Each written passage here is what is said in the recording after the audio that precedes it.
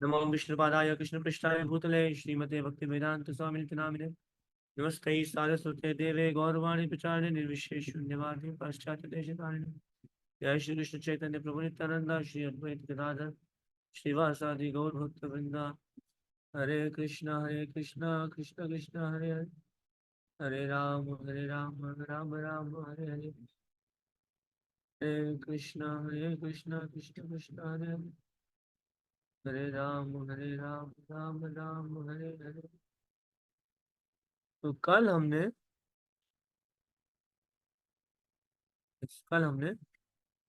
प्रथम chapter complete किया था। तो आज हम सेकेंड चैप्टर से शुरुआत करते हैं। अध्याय 2, देवताओं द्वारा गर्भस्थ भगवान कृष्ण की स्तुति। Yes. राजा कंस ने न केवल यदु भोज तथा अंधक वंश के राजाओं तथा शूरसेन के राज्य को अपने अधिकार में कर लिया, अपितु उसने अन्य सभी असुरी राजाओं से भी मैत्री स्थापित कर ली। उनके नाम थे प्रलंबासुर, बकासुर, चाणूर, तृणावर्त, अघासुर, मुष्टिक, अरिष्टसुर, द्विविद, पूतना, केशी तथा धेनुक। धेनुकासुर सुर वगैरह। उस समय जरासंध मगध प्रांत, आजकल का बिहार का राजा था। इस तरह कूटनीति से कंस ने जरासंध के संरक्षण में उस समय का सबसे शक्तिशाली राज्य सुगठित किया। कंस के द्वारा समाये जाने के कारण यदुभोज तथा अंधक राजा अन्य राजाओं तथा युद्धु, कुरु, पंचाल, कैकेय, शाल्व, विदर्भ, निषद, विदेह, कौशल राज्य की शरण में जाने लगे। कंस तथा उसी के साथ भोज तथा अंधक राज्यों की एकता को ध्वस्त कर दिया। उस समय भारतवर्ष नाम से विख्यात विशाल भूभाग में अपनी स्थिति सुदृढ़ कर ली। जब कंस के एक एक करके देवकी तथा वसुदेव के 6 शिशुओं का वध कर दिया, तो कंस के अनेक मित्र तथा परिजन उसके पास पहुंचे और प्रार्थना की कि वह जघन्य कर्म को त्याग दे, किंतु बाद में वे सब कंस के प्रशंसक बन गए। जब देवकी 7वीं बार गर्भवती हुई और उनके गर्भ में अनंत नामक कृष्ण का पूर्ण अंश प्रकट हुआ, तब देवकी हर्ष तथा विषाद में अभिभूत थी। हर्षित थी क्योंकि उन्हें पता था उनके गर्भ में भगवान विष्णु ने आश्रय लिया है, किंतु साथ ही खिन्न या दुखी थी कि शिशु के उत्पन्न होते ही कंस उसका वध कर देगा। उस समय भगवान श्री कृष्ण ने कंस के द्वारा किए गए अत्याचारों से यदुओं की भयभीत स्थिति पर दयालु होकर अपनी अंतरंग शक्ति योग माया को प्रकट होने का आदेश दिया। कृष्ण संपूर्ण ब्रह्मांड के स्वामी हैं, किंतु यदुवंश के वे विशेष रूप से स्वामी हैं। योग माया भगवान की प्रमुख शक्ति है। वेदों में कहा गया है, श्री भगवान की अनेक शक्तियां हैं। परास्य शक्तिर्विविधैव श्रूयते। ये विभिन्न शक्तियां बाहर तथा भीतर से कार्य कर रही हैं और योग माया समस्त शक्तियों में प्रमुख है। उन्होंने आदेश दिया कि योग माया ब्रजभूमि वृंदावन में अवतरित हो, जो सदैव सुंदर गायों से पूरित तथा सुशोभित रहती है। वसुदेव की एक पत्नी रोहिणी वृंदावन में राजा नंद तथा रानी यशोदा के घर में निवास कर रही है। अपितु अन्य अनेक यदुवंशी सारे देश में बिखर चुके हैं, कुछ पर्वतों की गुफाओं में भी रह रहे हैं। इमेजिन कंस का कैसा आ, आतंक था कि लोग गुफाओं में रह रहे हैं। अतः भगवान कृष्ण योग माया से इस प्रकार बोले, देवकी तथा वसुदेव कंस के कारागार में बंदी हैं और इस समय मेरा पूर्ण अंश शेष यानी कि अनंत यानी कि बलराम देवकी के गर्भ में है। तुम शेष को देवकी के गर्भ से रोहिणी के गर्भ में स्थानांतरित कर सकती हो। इस व्यवस्था के बाद मैं अपनी समस्त शक्तियों के सहित स्वयं देवकी के गर्भ में अवतरित होने जा रहा हूँ। फिर मैं देवकी तथा वसुदेव के पुत्र के रूप में प्रकट होगा। तब तुम वृंदावन में नंद यशोदा की पुत्री के रूप में प्रकट होना। सब पहले से प्लान है। क्योंकि तुम मेरी समकालीन बहन के रूप में जन्मोगी और क्योंकि तुम शीघ्र इंद्र तृप्ति की इच्छाओं को पूर्ति करोगी, अतः संसार के सभी लोग सभी प्रकार की मूल्यवान भेंट, अगुरु, बत्ती, पुष्प, यज्ञ की हवि से तुम्हारी पूजा करेंगे। जिन लोगों को भौतिकता से प्रेम है, वे तुम्हारे अंश के विभिन्न रूपों में, जो दुर्गा, भद्रकाली, विजया, वैष्णवी, कुमुदा, चंडिका, कृष्णा, माधवी, कन्यका, माया, नारायणी, ईशानी, शारदा तथा अंबिका नाम से अभिभूत होंगे, तुम्हारी पूजा करेंगे। हम देखते हैं ना नवरात्रों में अलग अलग समय पे किस तरह से इन देवियों की भव्य पूजा की जाती है। किस लिए? सुख संपत्ति घर आवे, कष्ट मिटे तन का। कृष्ण तथा योग माया भाई तथा बहन परम शक्तिमान तथा परम शक्ति के रूप में प्रकट हुए। यद्यपि शक्तिमान तथा शक्ति में कोई स्पष्ट अंतर नहीं है, तथापि शक्ति सदैव शक्तिमान के अधीन रहती है। जो लोग भौतिकतावादी जो लोग भौतिकवादी वे सदैव शक्ति के उपासक हैं, किंतु जो अध्यात्मवादी हैं वे शक्तिमान के पूजक हैं। जो भौतिकतावादी हो किसको पूजते हैं? दुर्गा को, चंडिका को, काली को, भैरवी को। और जो अध्यात्मवादी हैं वो किसको पूजा करते हैं? शक्तिमान। यानी कि कौन है शक्तिमान? कौन है? भगवान कृष्ण। कृष्ण परम शक्तिमान है और भौतिक जगत में दुर्गा परम शक्ति है। वास्तव में वैदिक संस्कृति में लोग शक्तिमान तथा शक्ति दोनों ही की एक साथ पूजा करते हैं। विष्णु तथा देवी के ऐसे लाखों मंदिर होंगे, कहीं कहीं पर तो इन दोनों की एक साथ पूजा की जाती है। शक्ति दुर्गा अथवा कृष्ण की बहिरंगा शक्ति के उपासकों को सरलता पूर्वक सभी प्रकार की भौतिक सफलताएं प्राप्त हो सकती हैं, किंतु यदि कोई आध्यात्मिक दृष्टि से ऊपर उठना चाहता है तो उसे कृष्ण की चेतना यानी कृष्ण भावना मत के अनुसार शक्तिमान की पूजा करनी चाहिए। तो तुरंत फल चाहिए तो शक्ति की पूजा कीजिए, पर लॉन्ग टर्म गोल चाहिए। इसे प्रेयस और श्रेयस कहा जाता है। प्रेयस मतलब शॉर्ट टर्म गोल और श्रेयस मतलब लॉन्ग टर्म गोल। प्रेयस मतलब नाम मिल जाए, पैसा मिल जाए, गाड़ी मिल जाए, और श्रेयस मतलब ठाकुर जी मिल जाए। वाह, क्या आनंद की बात। भगवान ने योग माया से यह भी घोषित कर दिया कि उनका पूर्णांश अनंत या शेष देवकी के गर्भ में स्थित है। रोहिणी के गर्भ से बलपूर्वक ले जाए जाने के कारण वे संकर्षण कहलाएंगे, और वे समस्त देवी शक्ति या बल के स्त्रोत होंगे, जिसके द्वारा लोग जीवन का सर्वोच्च आनंद, जिसे रमण कहते हैं, प्राप्त कर सकेंगे। अतः पूर्णांश अनंत अपने अवतार के पश्चात संकर्षण या बलराम नाम से प्रसिद्ध होंगे। उपनिषदों का कथन है, नायमात्म बलहीनेन लभ्यः। अर्थात तात्पर्य यह है कि परमेश्वर किसी प्रकार के आत्म साक्षात्कार के परम स्तर को तब तक प्राप्त नहीं कर सकता जब तक बलराम की पर्याप्त कृपा ना हो। तक श्री बलराम हम पे कृपा ना करें तब तक ये हम नहीं पा सकते हैं। बल का अर्थ शारीरिक बल नहीं है, ना ही शारीरिक शक्ति से किसी को आध्यात्मिक सिद्धि मिल सकती है। उसमें आध्यात्मिक शक्ति होनी चाहिए जो बलराम या संकर्षण द्वारा प्रदत्त की जाती है। अनंत या शेष उस शक्ति का स्रोत है जो समस्त लोगों को उनकी विविध स्थितियों में धारण किए रहते हैं। भौतिक रूप से धारण करने की यह शक्ति गुरुत्वाकर्षण कहलाती है, किंतु वास्तव में यह संकर्षण शक्ति ही यह संकर्षण शक्ति का ही प्रदर्शन है। बलराम या संकर्षण आध्यात्मिक शक्ति या आदि गुरु है। आदि भगवान नित्यानंद प्रभु जय नित्यानंद राम, जो बलराम के अवतार है वो भी आदि गुरु है, और गुरु भगवान बलराम का प्रतिनिधि होता है जो आध्यात्मिक शक्ति प्रदान करता है। चैतन्य चेतामृत में इसकी पुष्टि हुई है कि गुरु कृष्ण की कृपा का प्राकट्य है। क्या है? श्री कृष्ण चैतन्य राधा कृष्ण नाही अन्य, और साथ ही साथ बलराम होइलो निताय। बलराम जो है वही नित्यानंद प्रभु है। गुरु है जो आपको कृष्ण की कृपा प्रदान कर सकते हैं। सिंपल सा एग्जांपल है, मुझ जैसा नीच व्यक्ति भी यहाँ पे आप सभी के सामने बैठा है। क्यों? किस लिए? केवल और केवल गुरु की कृपा। केवल और केवल गुरु की कृपा दृष्टि, केवल और केवल गुरु की आशीर्वाद।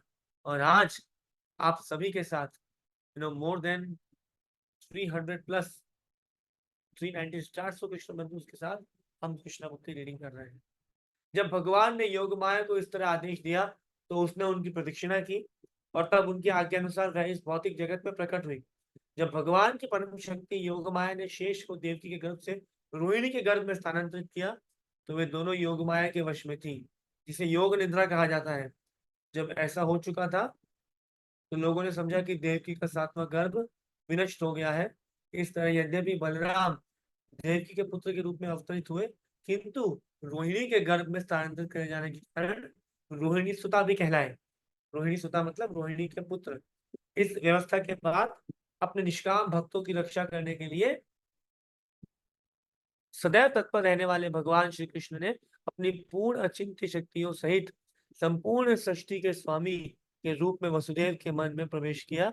और इस प्रसंग में यह ज्ञातव्य है कि भगवान कृष्ण पहले वसुदेव के निष्काम हृदय में प्रविष्ट हुए, तत्पश्चात देवकी के हृदय में स्थानांतरित हुए। वे देवकी गर्भ में वीर्य द्वारा स्थापित नहीं किए थे, पर भगवान अपने अचिंत्य शक्ति के द्वारा किसी रूप में प्रकट हो सकते हैं। उनके लिए यह अनिवार्य नहीं था कि वह स्त्री के गर्भ में वीर्य क्षेपण के सामान्य विधि द्वारा प्रकट हो। तो ऐसा नहीं हुआ था। हम सबको ये समझना चाहिए कि जैसे भौतिक जगत में स्त्री और पुरुष का संबंध होता है, वीर्य का ट्रांसफर होता है, तब बच्चे की उत्पत्ति होती है, वैसा नहीं। भगवान ने यहाँ पे क्या लिखा हुआ है, वसुदेव महाराज के निष्काम हृदय में, जिस हृदय में कोई इच्छा अभिलाषा बाकी नहीं है, केवल भगवान को प्रेम करने की अभिलाषा है, उस हृदय में प्रकट हुआ और उस हृदय से देवकी माता के हृदय में स्थानांतरित हुए।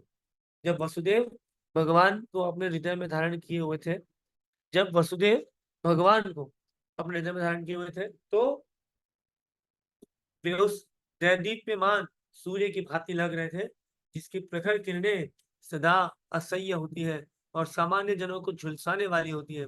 वसुदेव के शुद्ध निष्काम हृदय में स्थित भगवान का रूप कृष्ण के आदि रूप से भिन्न नहीं था। कहीं भी और विशेष रूप से हृदय के भीतर श्री कृष्ण के रूप का उदय धाम कहलाता है। धाम से कृष्ण के केवल रूप का ही नहीं, अपितु तो उनके नाम रूप गुण सात समाज सात सम्मान का भी बोध होता है। यह सब एक साथ प्रकट होते हैं।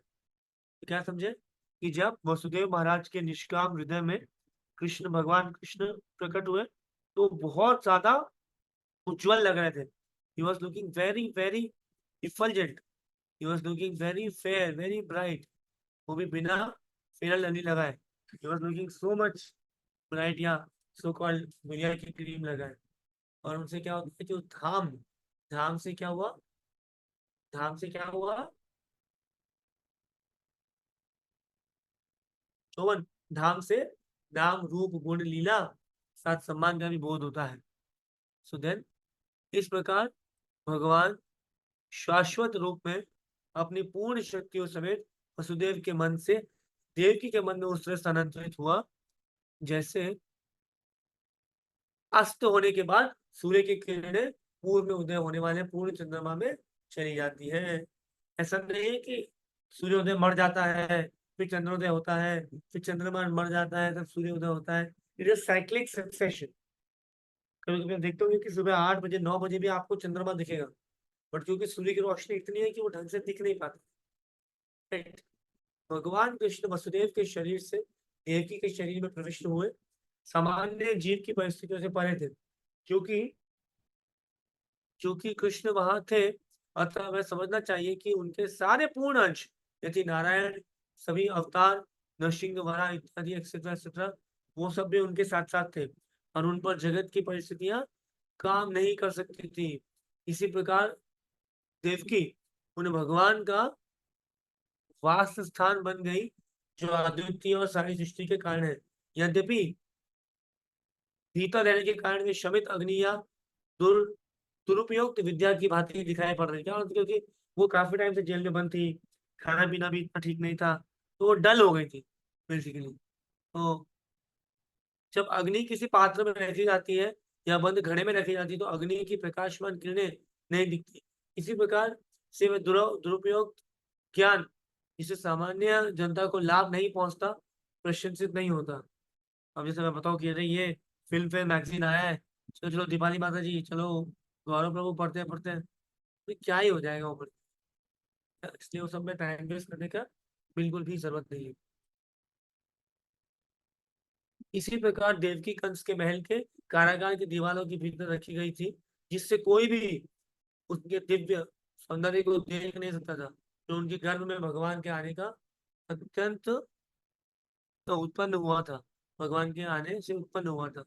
तो जब देवकी माता वो एफल्जेंट, जब वो इसी प्रकार खुश थी और भगवान के आने के कारण प्रसन्न चित्त थी, तब भगवान उनके घर में प्रवेश किए वो, end of course all the Leela started happening. किंतु कंस ने अपनी बहन के इस दिव्य सौंदर्य को देखा और तुरंत निष्कर्ष निकाला कि भगवान ने उस गर्भ में शरण ले ली है। इसके पहले कि वह अधिक सुंदर, इससे पहले वो अभी कभी इतनी अधिक सुंदर नहीं थी। वह स्पष्ट रूप से समझ गया कि देव के गर्भ में कोई कौतूहल पूर्ण वस्तु अवश्य है। अतः कंस विचलित हो, कंस डर गया, अरे अब क्या होगा, अब क्या होगा, अब क्या होगा। उसे विश्वास था कि भविष्य में उसका वध करने वाला भगवान का आगमन हो चुका है। कंस सोचने लगा, अब देवकी का क्या किया जाए। उसके गर्भ में निश्चित रूप से विष्णु या कृष्ण है, अतः ये निश्चित है, ये कृष्ण देवताओं का उद्देश्य पूरा करने के लिए आ गए हैं। यदि मैं तुरंत देवकी का वध कर भी दूं तो भी उनका उद्देश्य विफल नहीं कर सकता। कंस भली भांति जानता था कि विष्णु के उद्देश्य को कोई विफल नहीं कर सकता। कोई भी बुद्धिमान पुरुष जान सकता है कि भगवान के नियमों का अतिक्रमण नहीं किया जा सकता। भगवान के, हाँ, चाहे कोई कितना भी असुर विघ्न क्यों न डाल ले, भगवान का उद्देश्य सारा पूरा होकर ही रहेगा। कंस ने सोचा, यदि इस समय में देवकी को मारता हूँ तो विष्णु अपनी परम इच्छा को अधिक तीव्रता से लागू करेंगे। देवकी को इस समय मारना सबसे घृणित कार्य होगा, भले कोई कितनी ही विषम परिस्थिति में क्यों ना हो, किंतु वह अपनी ख्याति नष्ट कर देगा। उनकी ख्याति नष्ट हो जाएगी, उनकी ख्याति मतलब उनका नेम फेम नष्ट हो जाएगा। आखिर देवकी एक अबला है और वह मेरी शरणागति में है, वह गर्भवती है, और यदि मैं उसे मारता हूँ तो मेरी ख्याति मेरे जीवन भर के पुण्यों का फल तथा मेरे जीवन की अवधि समाप्त हो जाएगी। फिर वह आगे देखिए। ओके, तो यहाँ पे कंस बोल रहे हैं कि भैया, अगर ये गणित कार्य वो करते हैं तो गणित कार्य करेंगे तो उससे क्या होगा कि उनके नाम क्या है, कलंक लग जाएगा कि कैसा भाई है, बहन को मारता है, बहन के बच्चे को मार दिया, ये तो क्षत्रिय है, ये तो वर्ल्ड विनर है, हाउ इज इट पॉसिबल, ये क्यों ऐसे कर रहे हैं।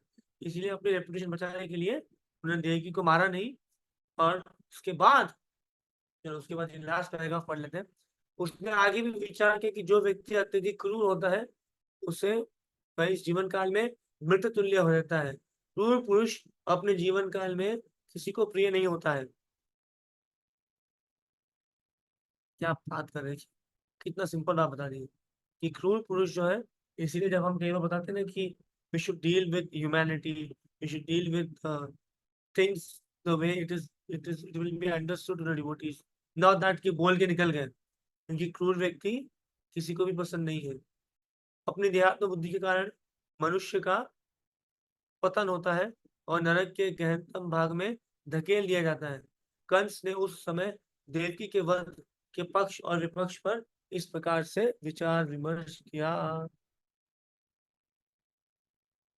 जय कृष्ण बुक की जय, जगत गुरु श्रील प्रभुपाद की जय, गौर प्रेमानंद हरि हरि बोल।